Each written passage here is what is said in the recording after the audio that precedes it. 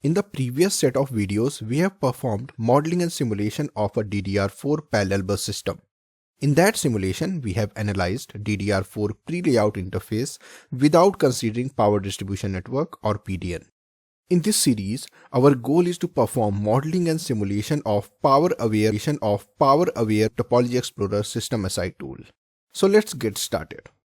In the very first step, we will create a power-aware parallel bus system, which we can do that by modifying the previously created topology. You can download it from the link given in the description. Once it is downloaded, you can open Topology Explorer 22.1 from Cadence Program menu, select Advanced SI2 license and click on OK. Once the topology workbench is open, you can open the existing project, locate where we have saved the file, select the file and click on Open button. To avoid any sort of confusion with the name, which is a serial parallel bus system, we are going to just create a copy of that. Then we will start editing that. To create a copy, you can go to Topology, Save As, locate where you have extracted the zip folder. Then we are going to name it Power Aware Parallel Bus System 1A underscore DDR4. And then we are going to save it. In the next step, we are going to modify this topology. We can start by deleting these W and tuning block. To do that, you have to just select those together by holding the Control key on your keyboard. Then hit delete on your keyboard. Then we are going to add a PCB block from the Add block menu, which will be a sub-circuit block. By using this filter, we have to select interconnects. Then we have to click over this sub-circuit block and place it between controller and memory blocks. After placing this sub-circuit block, we are going to assign S-parameter model generated from an actual PCB file, which is the connection between two memory, one controller and a voltage regulator module for DDR4. That means it will have a 4-port S-parameter model. So let's assign that quickly.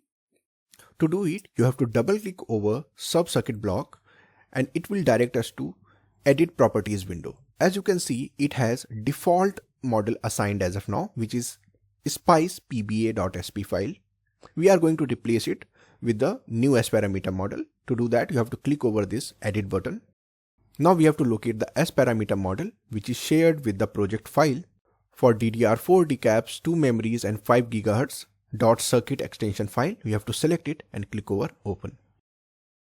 As soon as you will assign the circuit file, it will automatically assign the sub-circuit and S-parameter model. And here we can see 4 ports for U26, U34, U28 and U32, which are controller to memory and a VRM module. Next, we are going to arrange these pins quickly.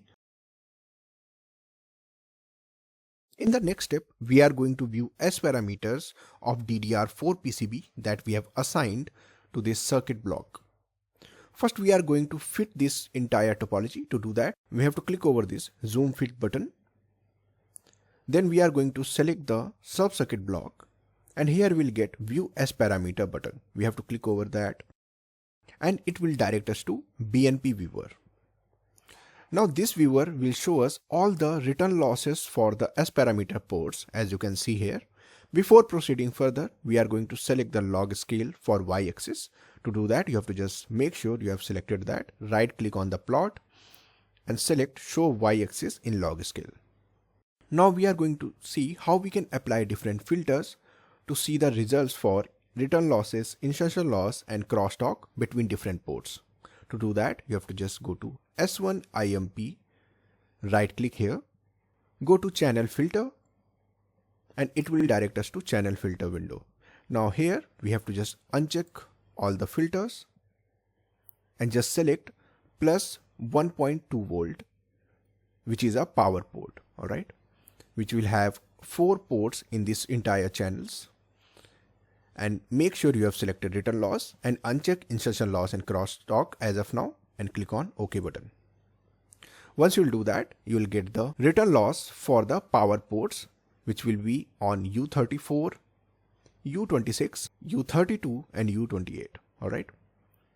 So you can analyze these. Similarly, you can apply other filters for insertion loss and crosstalk. Now in the next step, we are just going to close BNP viewer and save this topology. To do that, you have to go to Topology and click over Save button.